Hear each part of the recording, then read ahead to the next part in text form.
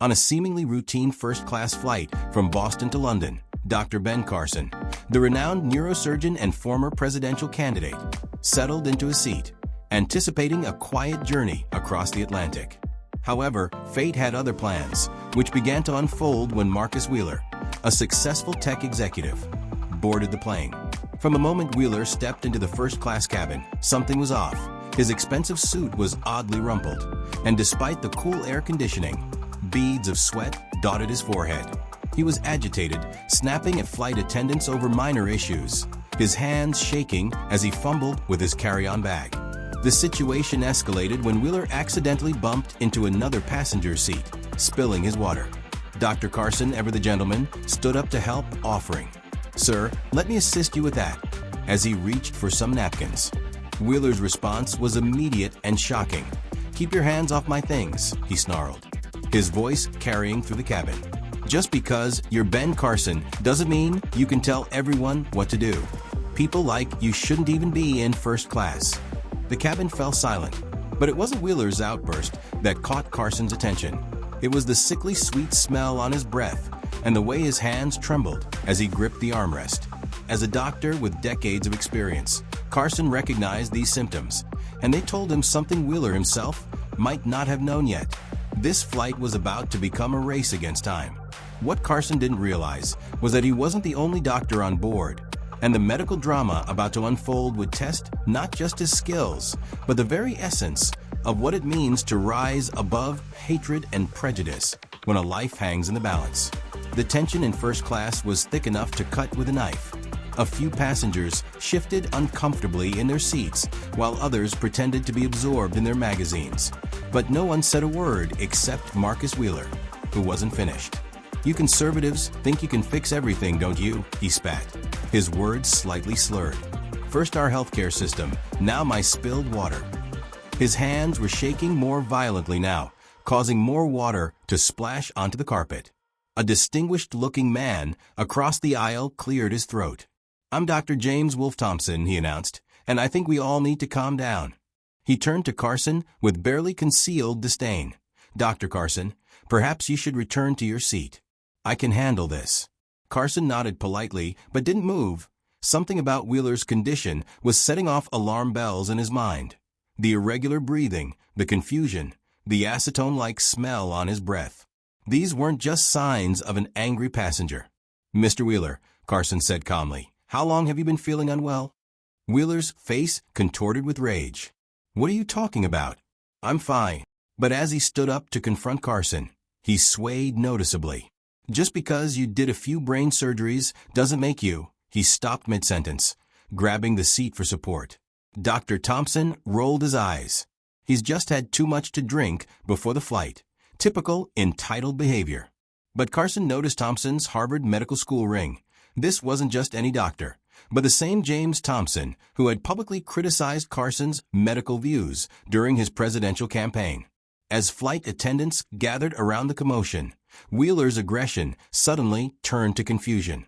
Where are we going again?" he mumbled, his designer suit now soaked with sweat. Carson reached for Wheeler's wrist to check his pulse, but Thompson stepped between them. "I'll handle this," he insisted. "We don't need to make a scene over someone who clearly just needs to sleep it off." But Carson had seen too many similar cases to ignore the signs. The real question was how he could convince a hostile colleague in a cabin full of skeptical passengers that they were witnessing something far more dangerous than a first-class temper tantrum. What he didn't know was that in the next few minutes, this question would become a matter of life and death. The next few moments unfolded like a scene from a medical drama, but with real lives at stake. Wheeler's knees buckled, and he would have collapsed if Carson hadn't caught him. As they lowered him into a seat, Wheeler's eyes rolled back, and he began vomiting violently. "See, just motion sickness and too much alcohol," Dr. Thompson declared, pulling latex gloves from his carry-on. "I've seen 100 cases like this. Some Dramamine, and rest will do the trick." But Carson was already in full emergency mode. "Sir, can you tell me if you're diabetic?" he asked Wheeler, who could barely focus his eyes now. No response. "Check his pockets for a medical ID," Carson instructed a flight attendant. "Now wait just a minute," Thompson interjected. I'm the one treating this patient, and I don't appreciate you undermining my authority, especially after how this man treated you." A murmur of agreement rippled through the cabin. "He's right," someone called out.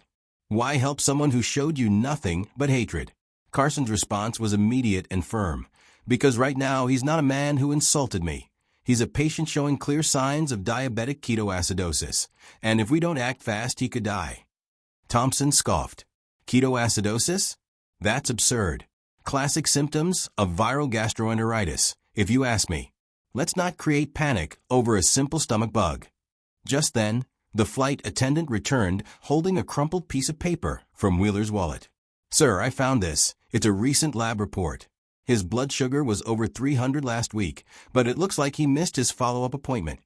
Wheeler's condition was deteriorating rapidly. His breathing had become deep and labored, the distinctive Kussmaul breathing pattern that Carson had seen many times before. But Thompson wasn't backing down. "Even if he is diabetic, we can't just turn this plane around," Thompson argued.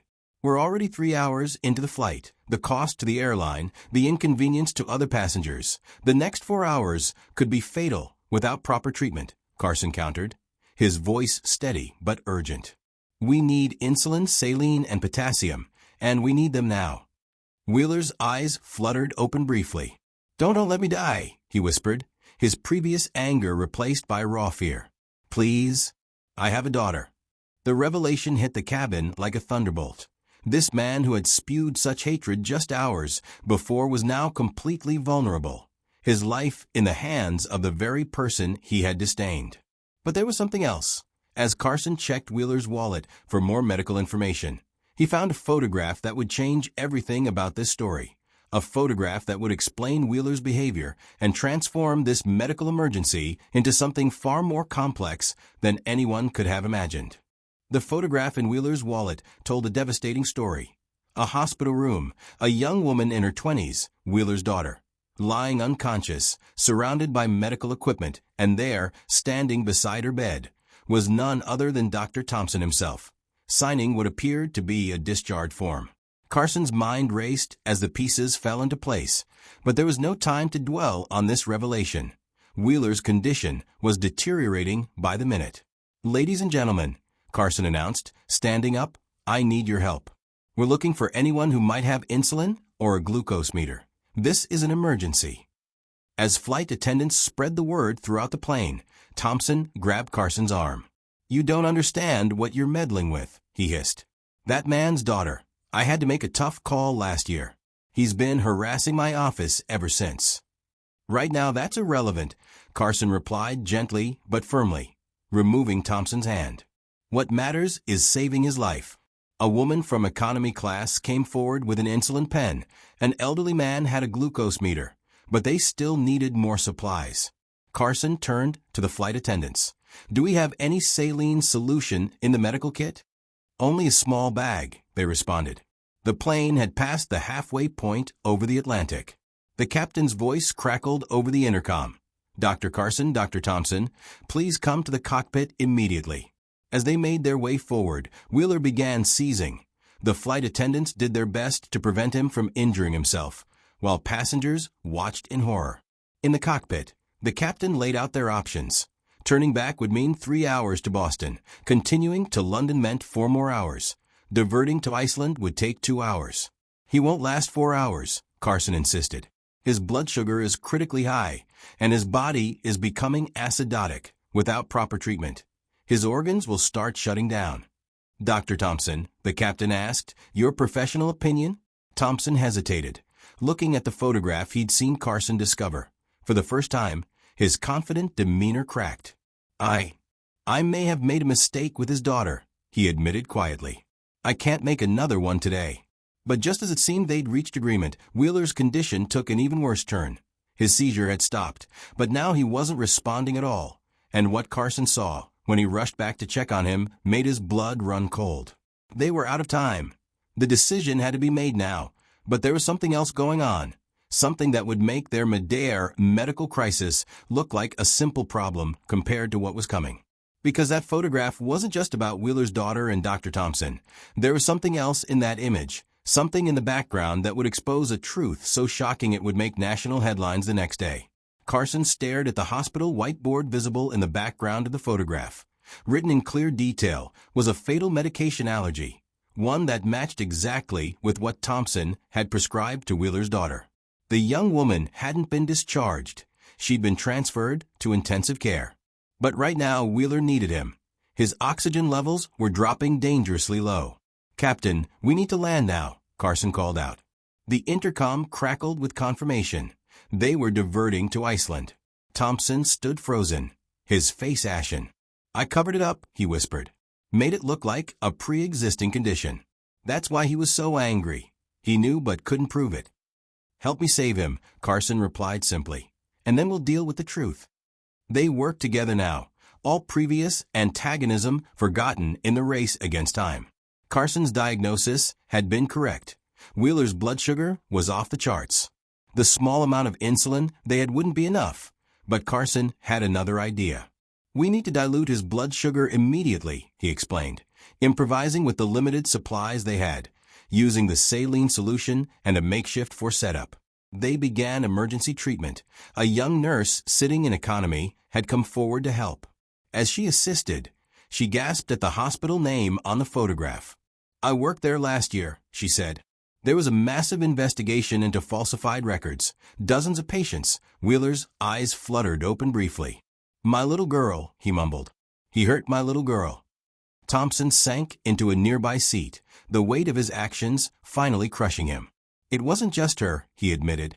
"The hospital was pushing for faster discharges, better numbers. I falsified dozens of charts, ignored drug interactions." But Carson remained focused on his patient. Wheeler's breathing was improving, his vital signs stabilizing. They might just make it to Iceland in time. Suddenly, Wheeler grabbed Carson's hand. His eyes were clear for the first time in hours. "Why?" he asked. "Why help me after what I said to you?"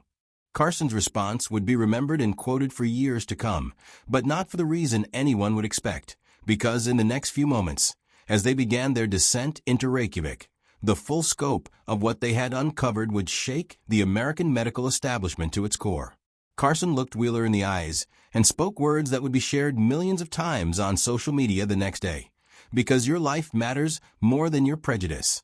And sometimes God puts us in exactly the right place to learn the hardest lessons." As emergency vehicles surrounded their plane in Reykjavik, Thompson made a full confession. The hospital's drive for profit had led to dozens of compromised patient care cases. Wheeler's daughter had been just one of many victims, but her father's relentless pursuit of the truth had nearly exposed everything. Wheeler had been tracking Thompson to London, where he was scheduled to speak at a medical conference. The stress and his untreated diabetes had created a perfect storm. "I was so focused on revenge," Wheeler admitted from his hospital bed later. "I forgot to take care of myself." The story exploded across international media. Thompson's confession led to a major investigation, resulting in reformed hospital policies nationwide. Wheeler's daughter, though permanently affected by the medication error, received justice and proper compensation. But the most powerful impact came from what happened next. Wheeler used his settlement money to establish a foundation promoting ethical medical practices and racial harmony in healthcare. The foundation's first board member, Dr. Ben Carson. That day on the plane, Wheeler would later testify before Congress. "I saw a man look past my hatred to save my life." Dr. Carson could have let his colleague dismiss my symptoms. He could have stayed quiet. Instead, he fought for me, the very person who had degraded him. That's the kind of integrity we need in our medical system. Carson's response became a touchstone for reconciliation in an increasingly divided America. In medicine, we don't treat skin color, political beliefs, or personal grievances. We treat human beings. Every life has value. Every person deserves care. And sometimes our greatest opponents become our greatest teachers. The incident sparked a national conversation about prejudice, medical ethics, and the power of choosing compassion over vengeance. Sometimes the greatest miracles happen at 35,000 feet. If this story touched your heart, make sure to hit that like button and subscribe. We bring you these powerful tales of redemption every day.